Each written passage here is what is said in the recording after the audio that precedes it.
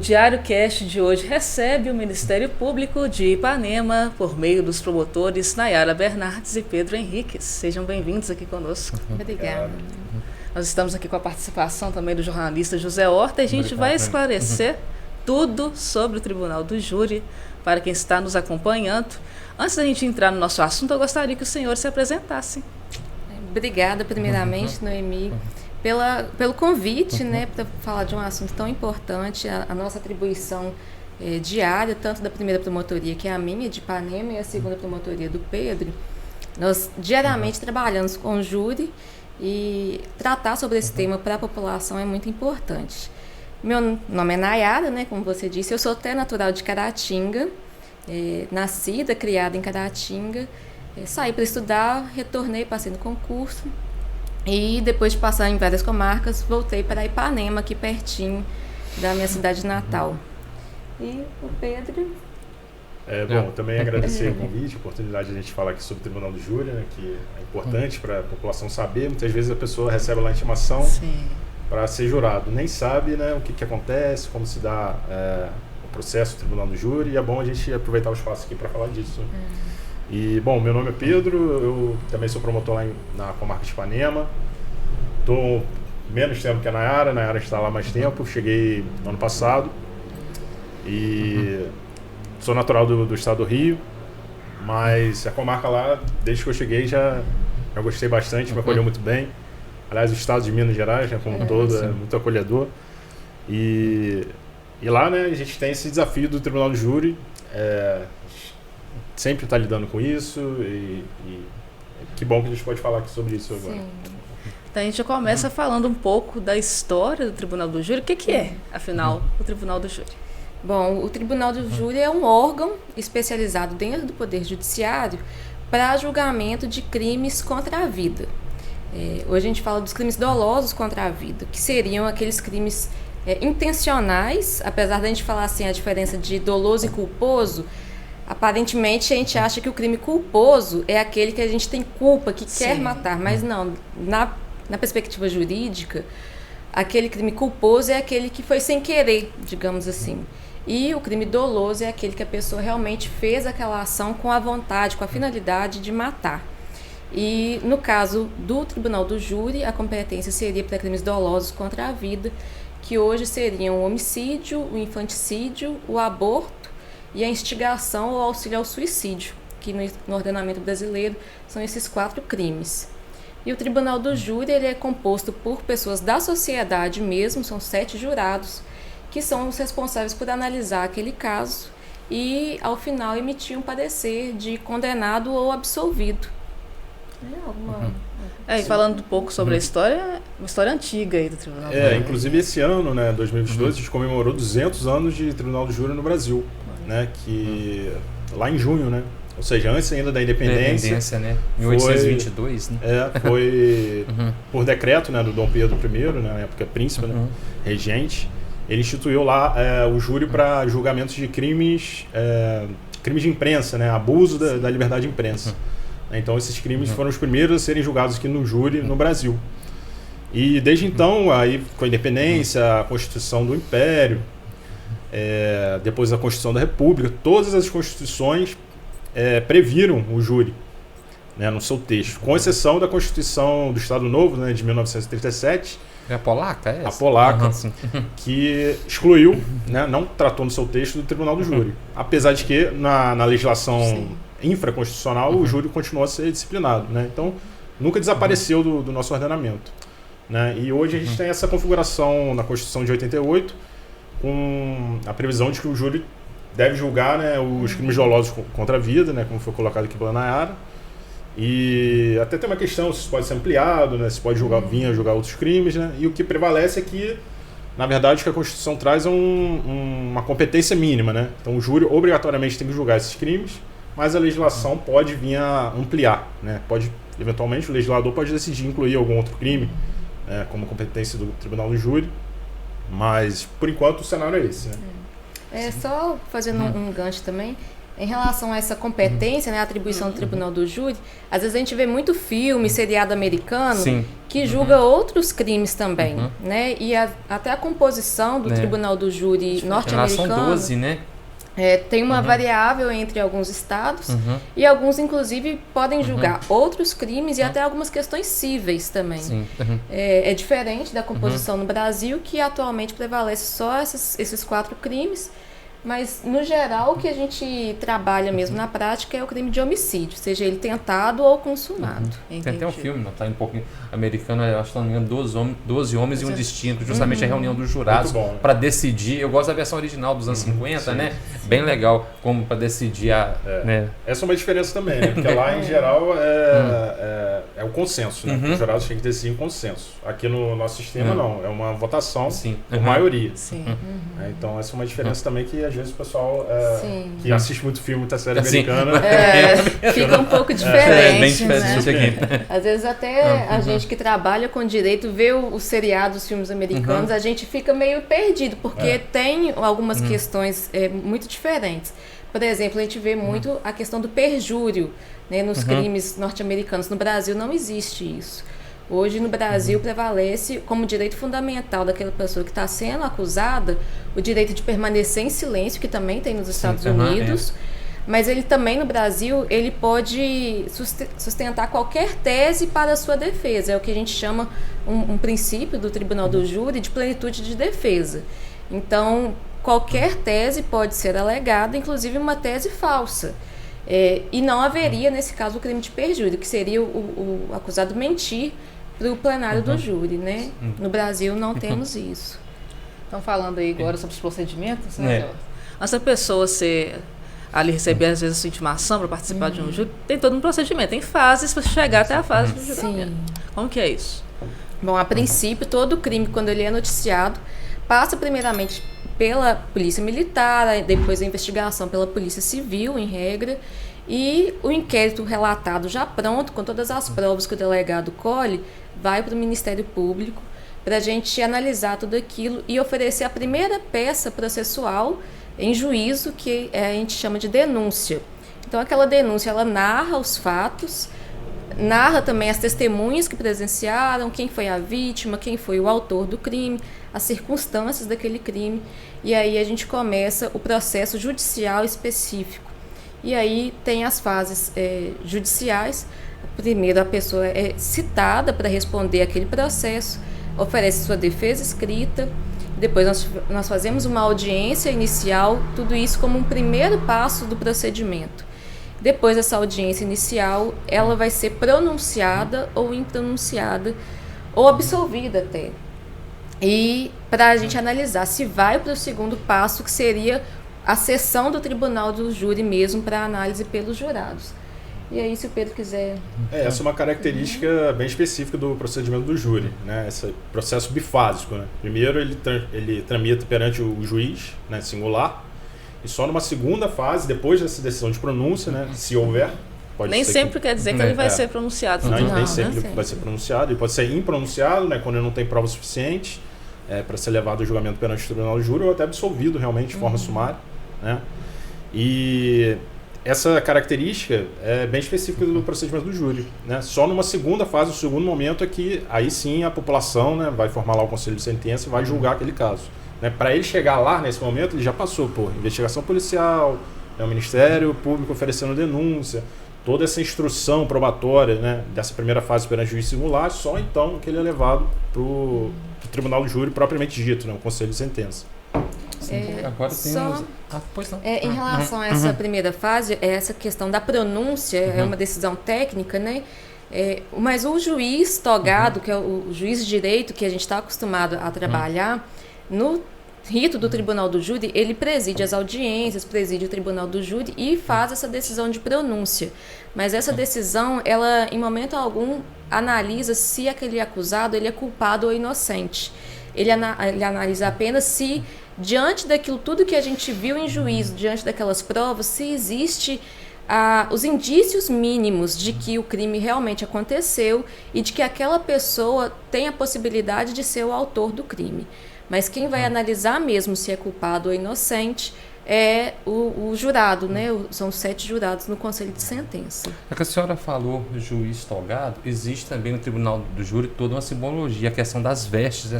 Os senhores poderiam explicar para a gente? Sim. Hoje no júri, né, basicamente a gente usa a toga, né, para o juiz e a beca para o advogado, para os promotores, e também os jurados usam aquelas vestes pretas como simbologia do tribunal do júri, aparentando a isonomia do tribunal do júri. O Ministério Público usa o cordãozinho vermelho também. No tribunal do júri, a gente tem até uma questão de posicionamento, o Ministério Público sentado ao lado do juiz, os jurados a princípio de frente, para que todo mundo consiga visualizar aquilo que está sendo falado, todo o contexto de oratória, de testemunha falando também, né? Sim. E é uma sessão bastante solene, né? Até pelas vestes, há um juramento no início, os jurados têm que jurar ali, fazer um juramento conforme a lei, que vão julgar a causa com imparcialidade. Então, há toda essa solenidade do Tribunal do Júri, acho que é exatamente para o jurado se investir, né, naquela função de julgador. Né, que assumir ali, botando a toga, né, a toga dele, e julgar ali realmente como juiz fosse da causa. E qual que é o papel de cada um? Advogado, defensor dentro de um tribunal do júri, papel de cada um que participa aí. Bom, a princípio, né, durante o tribunal do júri, a gente primeiro faz as oitivas das testemunhas. Então, as testemunhas são aquelas pessoas que ouviram falar do caso, ou presenciaram o caso, ou de alguma forma têm aquela participação no delito. Mas nos cargos mesmo de atuação no júri, geralmente o promotor de justiça, né, órgão a princípio acusatório, o juiz de direito, o juiz togado presidente e o advogado ou defensor. É possível também que a gente tenha assistente de acusação, que seria um advogado que atua junto com o Ministério Público na acusação daquele indivíduo. Em relação ao promotor de justiça, muito se acha, né, que o promotor ele é um promotor exclusivamente de acusação, que a gente é obrigado a acusar e pedir a condenação ao final. Mas, na verdade, o promotor ele é promotor de justiça mesmo. A gente tem a independência para analisar aquelas provas que foram colhidas e verificar se realmente tem prova de que aquela pessoa é culpada. Em caso de não ser culpada, a gente pode pedir absolvição com base nas provas, inclusive fazer algumas alterações circunstanciais. Às vezes a gente fala de homicídio qualificado, duplamente qualificado. Se ao longo do processo a gente verificar que, em vez de uma qualificadora, aliás, em vez de duas, tem uma qualificadora, a gente pode fazer essa alteração em plenário e pedir para aqueles jurados julgarem parcialmente procedente aquela denúncia. E a gente não está vinculado àquela peça inicial do processo. Aquela peça inicial, que é a denúncia, ela narra o fato como um todo de acordo com que existem indícios. Então, pode ser que a gente, lá no início, fale que o homicídio foi praticado por um motivo fútil. Por exemplo, o sujeito matou o outro por causa de uma dívida de R$1.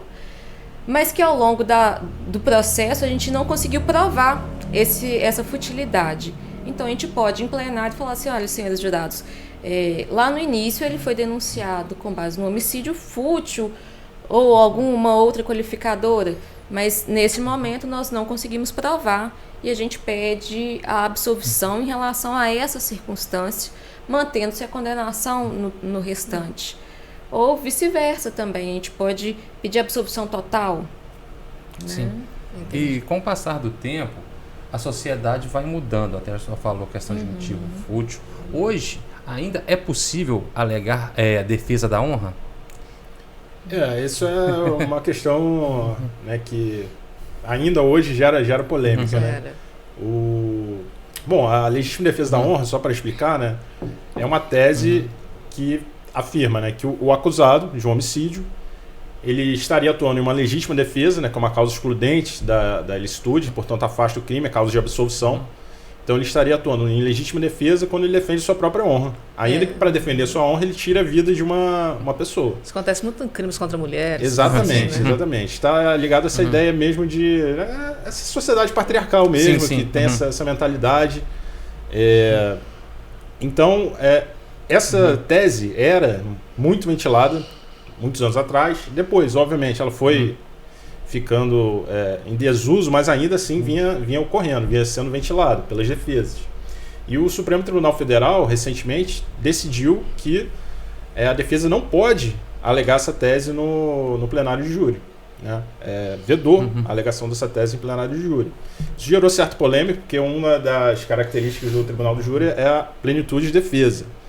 Né? E aí, quem critica essa decisão vai falar: a plenitude de defesa garante que eu posso sustentar o que eu quiser, ainda que seja um discurso violador de direitos humanos, de dignidade da mulher, da vítima. Né?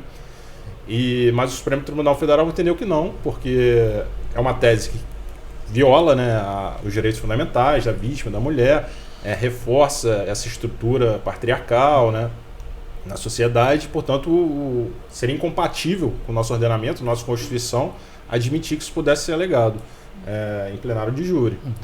Né, até um caso interessante sobre a legítima defesa da honra, que é o caso da Angela Diniz do Dock Street. Que ficou muito famoso. Nos anos 80, eu me recordo, nos anos 80, eu era adolescente, até o julgamento dele, acho que pode ser 83, 84, uma coisa nesse sentido. Né? Nesse caso, houve a alegação pela defesa, que foi até o advogado Evandro Lins e Silva, né, muito jurista, famoso, né, jurista, foi ministro supremo. Na época ele alegou essa tese, falando que a vítima, né, a Angela Diniz, teria ofendido a honra do Doca, traindo ele, chamando ele de corno, alguma coisa assim. E no primeiro julgamento, essa tese foi acolhida. Né? O Doca saiu com uma pena lá de 2 anos, se não me engano. Né? Uma pena que significava nada, na verdade. Né? Praticamente uma absolvição. Esse julgado depois ele foi anulado, houve um novo julgamento, anos depois, e aí, até por conta da comoção que aquele primeiro julgamento tinha gerado, os movimentos feministas, esse segundo julgamento já foi uma condenação mais substancial. Né? Sobre esse caso também, assim, apesar de ser um caso, né, mais antigo, lá da década de 80, é importante lembrar que ainda hoje, apesar justamente o Supremo Tribunal Federal reconheceu a impossibilidade de ser usada porque ainda era muito usada. Apesar de ter sido levantado esse movimento feminista, né, assim, as mulheres terem alcançado mais direitos, a sociedade ter mudado, infelizmente a gente ainda vê muitos casos de feminicídio.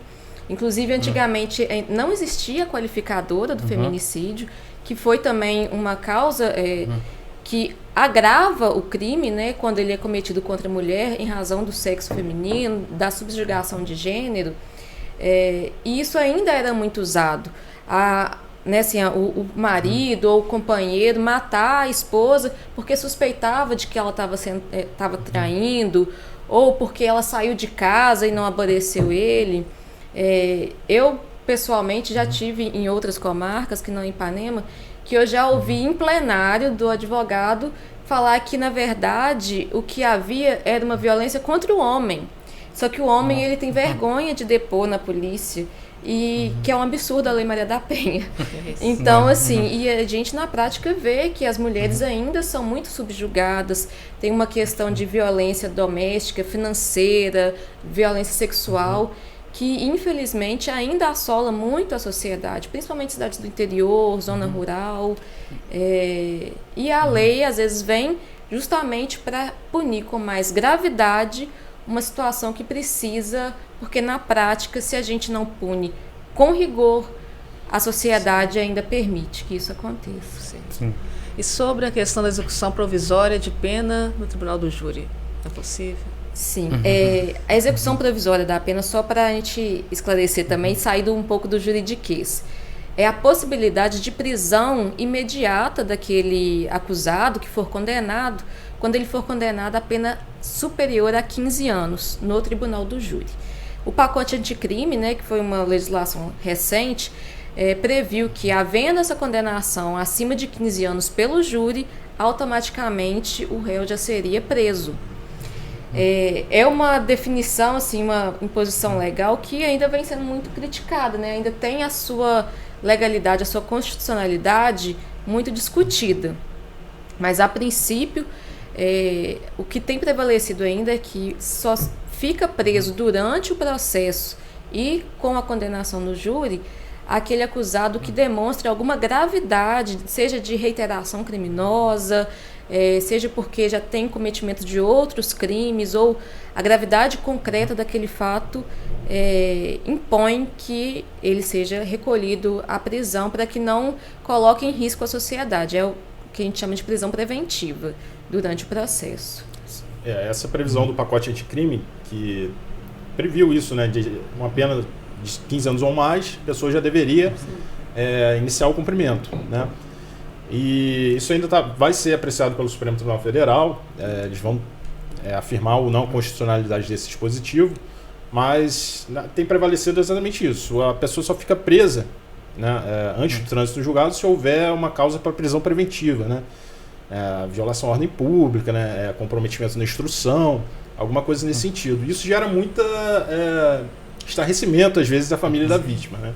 Recentemente, eu participei de julgamento de um caso que foi a plenário de júri 16 anos depois do fato.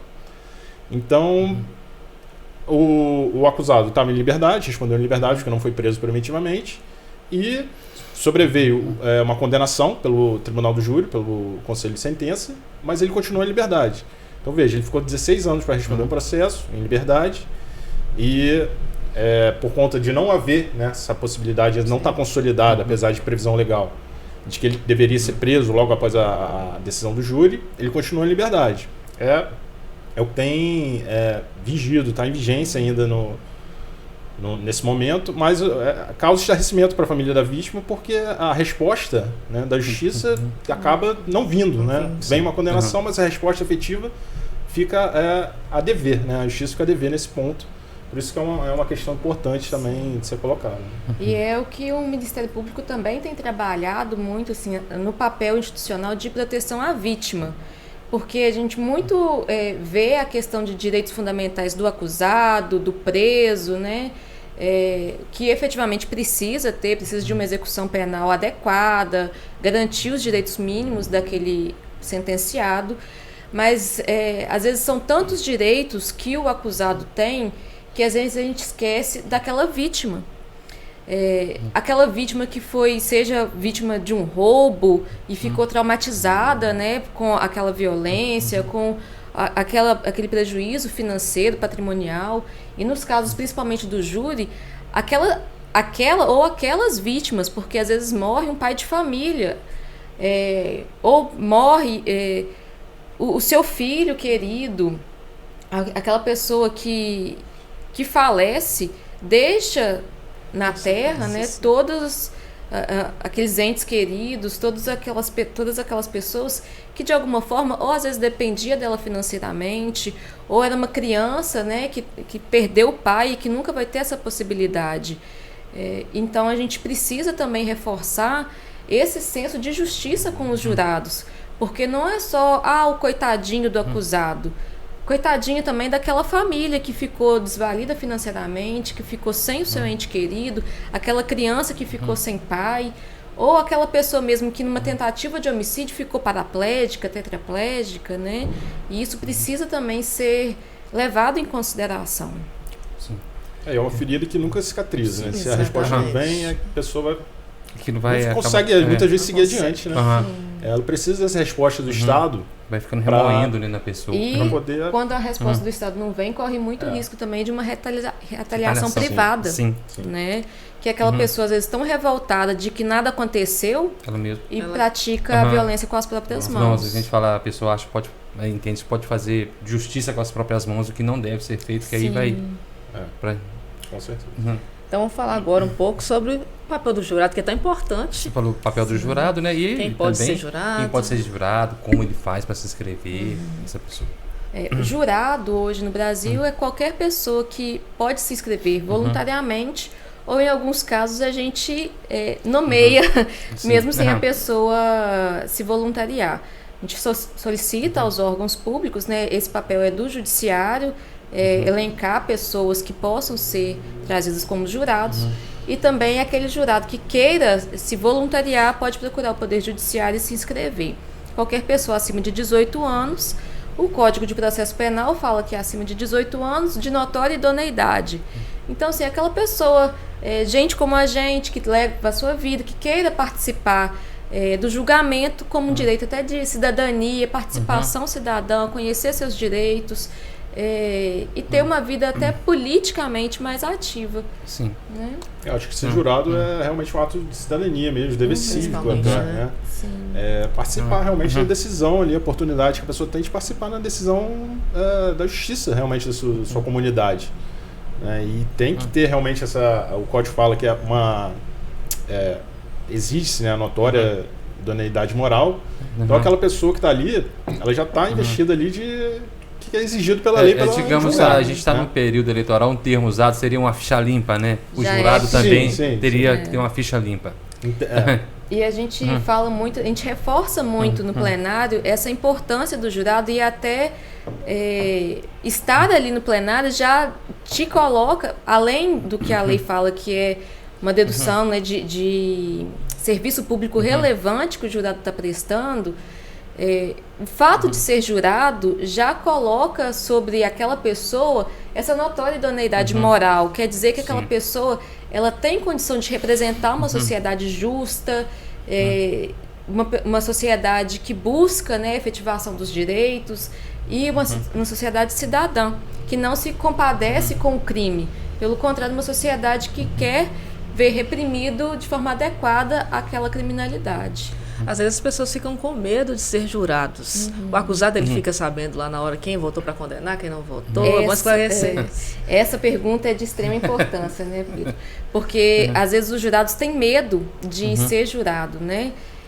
A princípio a gente precisa esclarecer o seguinte: a decisão dos jurados ela não é aberta ao público e sequer aberta para a gente mesmo que compõe a sala secreta.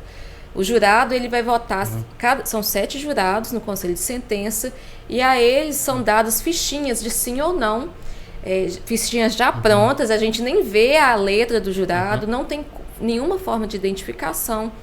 Esse voto, quando o jurado coloca na urna, a gente tira depois, ele é feito mediante maioria de votos.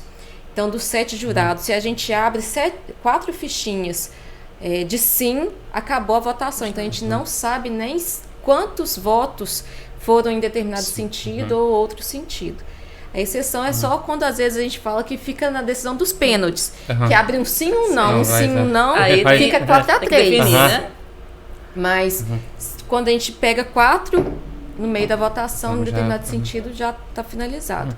E não tem como a gente saber se, sei lá, a jurada Maria votou sim, o João votou não.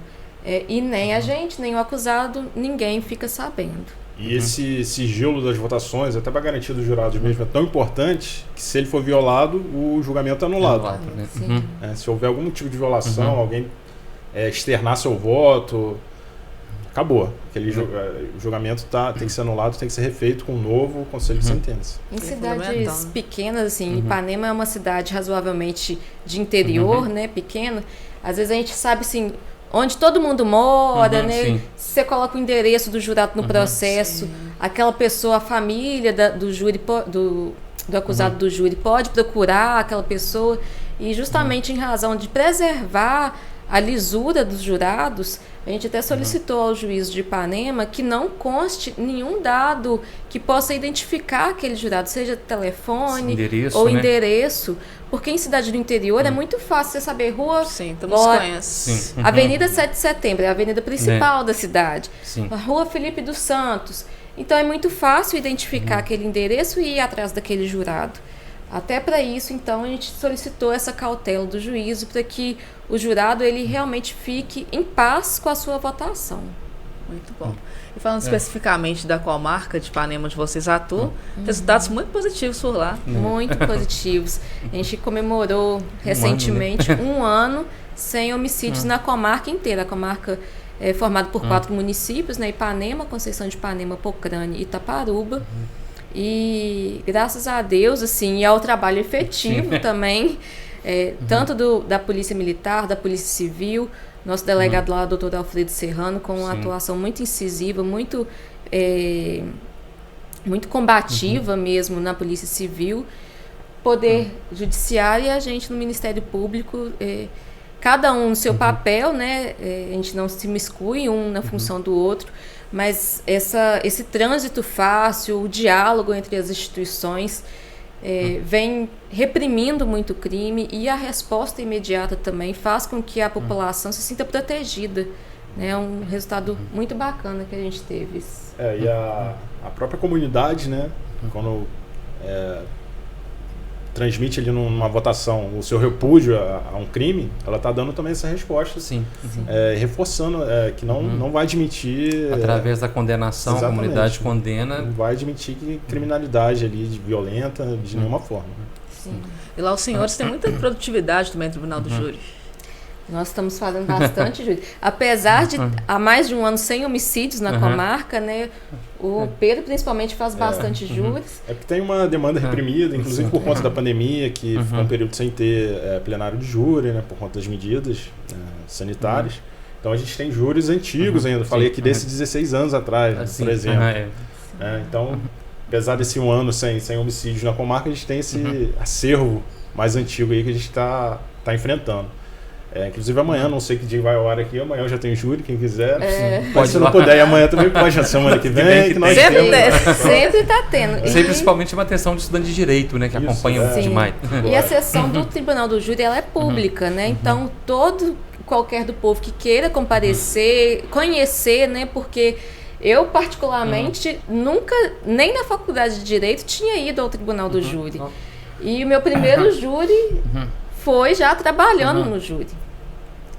Então, assim, é muito importante que a sociedade conheça, saiba o que é o júri, os estudantes de direito que vão conhecer. Recentemente a gente recebeu, né, o Pedro recebeu lá no plenário do Tribunal do Júri estudantes lá, e foi muito bacana. Eles gostaram bastante, eles não eram nem de direito ainda, estudantes de ensino médio. Né? Então, foram lá a primeira vez, gostaram bastante, já falaram, eu quero ser juiz, eu quero ser advogado.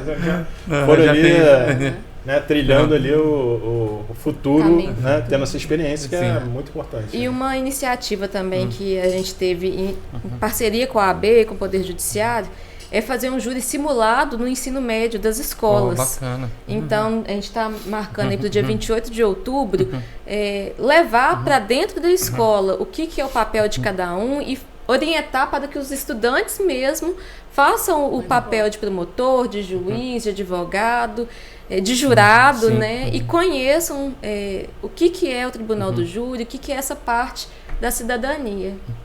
Aí falando até dessa aproximação com a sociedade, José Horta não tem rede social, não. Mas o Ministério Público de Ipanema tem. O Ministério Público de Ipanema tem. Eu não tenho rede social, pessoal. Então, a gente resolveu fazer a rede social porque hoje é inegável o alcance das redes sociais, né? Muitos dos munícipes de Ipanema e às vezes até de profissionais do direito não conhecem as atribuições do Ministério Público. Acham até hoje que, por exemplo, o promotor é aquele promotor que só quer acusar no crime, que quer a condenação a todo custo. E, na verdade, o Ministério Público, desde a Constituição de 88, trouxe uma gama enorme de atuações. Então, a minha promotoria, a primeira promotoria, trabalha principalmente, além do crime, com a área da infância e juventude, violência doméstica, área ambiental, consumidor, do Pedro, patrimônio público, né? Saúde, execução penal, controle da atividade policial. Então a gama de atribuições é enorme, né? Realmente. E a gente via uma deficiência do papel institucional nosso de levar à sociedade esse conhecimento, porque se a sociedade não está conhecendo o Ministério Público, compete a gente levar esse conhecimento. E a gente tem, acho que em maio a gente criou a página, né, no Instagram, até para quem quiser seguir, é mpmg.ipanema, e lá a gente tem alguns quadros fixos até de casos concretos que a gente trabalha muito em Ipanema, que é o Me Ajuda Promotor, que trata, por exemplo, fiquei sabendo de uma criança que foi abusada sexualmente, o que eu devo fazer? Ou fui vítima de crime, quais os direitos que eu tenho? Que tratam dos casos concretos mesmo, que qualquer um de nós pode precisar de uma orientação, de um esclarecimento. E a cada quinzena a gente tem um tema que vai ser debatido, a gente abre caixinha de pergunta, abre enquete. Somos nós mesmos que gerenciamos a página, né? Apesar de algumas pessoas acharem que a gente tem uma pessoa contratada. Isso é assessoria? Não, mas a assessoria de imprensa nossa é a gente mesmo. Os estagiários às vezes tiram umas fotos pra gente. Mas, no geral, assim, nós respondemos da forma que a gente acha que é mais palatável, né? Mais acessível para a população. A gente tenta não usar muito juridiquês, mas às vezes sai um pouquinho. Mas, assim, a gente fica à disposição da população. A gente não pode fazer atendimento pela página do Instagram, então a gente pode fazer na promotoria direto, pela ouvidoria, mas toda dúvida ou sugestão que a população tiver, pode mandar.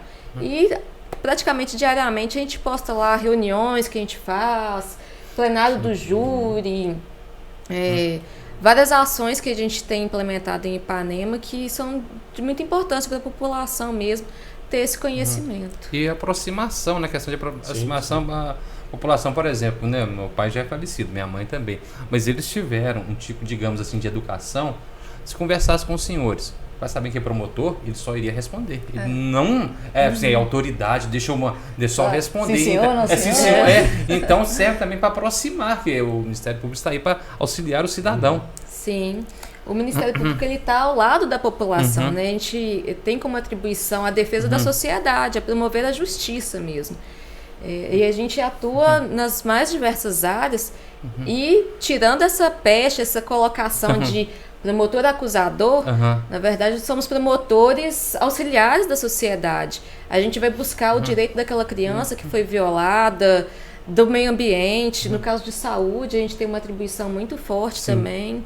Então, assim, a gente às vezes a gente faz um papel de chato, porque a gente fala aquilo que às vezes a pessoa não quer ouvir, né? Mas, e a gente cobra efetivamente isso. Mas é muito importante que a sociedade veja, inclusive, o promotor como seu amigo, né? Aquela pessoa que pode confiar, que pode falar aquele problema que está enfrentando e buscar orientação. Lá na promotoria a gente coloca sempre esse dever de, por mais que às vezes a gente não seja o órgão atribuído, né, para resolver aquele problema, de atender aquela pessoa, ouvir o problema dela e encaminhar eventualmente ao órgão responsável. Porque a população, infelizmente, é muito ignorante mesmo dos seus direitos, de qual órgão precisa procurar. E aí a gente presta esse auxílio também. Eu acredito que o senhor deve ter uma demanda muito grande em relação à saúde, né? Sim. Porque a gente percebe aqui em Caratinga, as pessoas, principalmente remédios caros, pedir uma ajuda governamental nesse sentido, né? Lá a gente recebe também esse tipo de demanda, né? Muitas vezes demanda para transferência, precisa de uma internação urgente. A gente tem que fazer, o Ministério Público também atende esse tipo de caso. Medicamentos, né? A gente tem que fiscalizar, ver se o serviço está funcionando adequadamente, se tem alguma falha, e cobrar das autoridades, tudo isso o Ministério Público faz. Realmente a nossa atuação vai muito além do que simplesmente acusar no processo penal. Né? A gama de atribuições é enorme. Uma atuação ampla, né, em prol da sociedade. E o Instagram está servindo até para isso, né? Para a gente conscientizar a população de quais são as atribuições do Ministério Público, o que elas podem buscar no Ministério Público, que tipo de demanda levar. E a resposta está sendo muito legal, né? Muito positiva. As pessoas estão interagindo, estão buscando conhecer seus direitos, querem saber mais, querem entender. E é uma forma também da gente prestar contas, né, da nossa atividade, que é importante também. A sociedade tem que saber o que o Ministério Público está fazendo, né, com o que a gente está trabalhando. Somos servidores públicos, né? Então, o que a gente faz é realmente servir a população, ajudar a população no que for possível, levar ao conhecimento dos direitos. E muitas vezes a gente até auxilia também no Instagram, né? O que eu preciso fazer quando acontecer determinada situação, quais os documentos eu encaminho. o site da ouvidoria, né, a gente faz algumas orientações. Quando você quiser fazer uma denúncia, até as denúncias anônimas já me questionaram, fica anônimo mesmo ou vocês ficam rastreando de onde veio? É anônimo mesmo. A gente não tem como saber quem foi aquela pessoa. Ela pode optar por ser anônimo ou por se identificar. Às vezes o que a gente tem de dificuldade nas questões anônimas é que se a gente precisa de alguma complementação, alguma documentação, pedir algum esclarecimento sobre o fato, no anônimo dificulta um pouco, né? Então, sempre que for oferecer alguma manifestação, alguma reclamação lá no site da ouvidoria, tentar detalhar ao máximo, trazer os fatos, pode anexar foto, vídeo, data, horário, local, nome das pessoas, testemunha, tudo que você puder falar sobre aquele fato é o indicado. Ótimo. Então a gente está chegando ao final do nosso podcast, nosso bate-papo aqui. A gente agradece a participação do senhor. Só fazer uma correção que eu falei, o nome errado do filme é 12 Homens e uma Sentença. Eu falei 12 Homens e uma Sentença. Vale a pena conferir. Então a gente abre espaço aí para as considerações finais dos senhores. Bom, queria só agradecer também a oportunidade de estar aqui, de poder falar um pouquinho sobre o Tribunal do Júri, sobre a atuação do Ministério Público. E a gente coloca o Ministério Público de Ipanema à disposição de todo mundo, que a população vá lá, leve suas demandas. Também siga a gente no Instagram para saber o que a gente está fazendo, né? Ter essa conscientização aí sobre os direitos. E, no mais, a gente está à disposição. Sim. Agradecer o convite novamente, colocar o Ministério Público à disposição em todas as demandas, né? Criança e adolescente, violência doméstica, consumidor, investigação de paternidade para aquelas crianças que não têm o pai registrado, questão de saúde, patrimônio público, improbidade, meio ambiente. São várias demandas e a gente está à disposição de todos. O Instagram mpmg.ipanema. E lembrar também que em relação ao Tribunal do Júri, Ipanema está com as inscrições abertas para ser jurado voluntário. Então, qualquer pessoa que queira se cadastrar como jurado, conhecer a atribuição e exercer, né, a função de jurado, pode procurar o fórum lá de Ipanema, na Avenida 7 de Setembro, com a documentação e pedir para se cadastrar. Até 10 de outubro que está aberta as inscrições? Acho que até o final do mês, dia 30, eu acho. Até dia 30? Mas a gente está com o link lá também na nossa página do Instagram, com todas as informações lá. Né? Sim. Quem tiver interesse pode entrar lá. E fica também o convite, quem quiser conhecer, nunca tiver ido numa sessão de Tribunal do Júri, a gente está tendo quase toda semana. Pode, aberto ao público, pode ir lá e vão ser recebidos com muito carinho. E a gente tem sempre atualizado as datas das sessões também no Instagram da promotoria. Coloca lá, tem todo o procedimento, passo a passo, tudo que a gente falou aqui um pouquinho tem lá no Instagram da promotoria. A gente convida a todos a participarem e presenciarem também. Muito bom, a gente agradece aqui. Nós agradecemos a presença dos senhores, né? Para você que está nos assistindo, então, compartilhe bastante esse vídeo, tirar as dúvidas aí sobre o Tribunal do Júri. Se inscreva no nosso canal, siga os perfis aí então do Ministério Público de Ipanema, do Diário de Caratinga. Até a próxima. Até.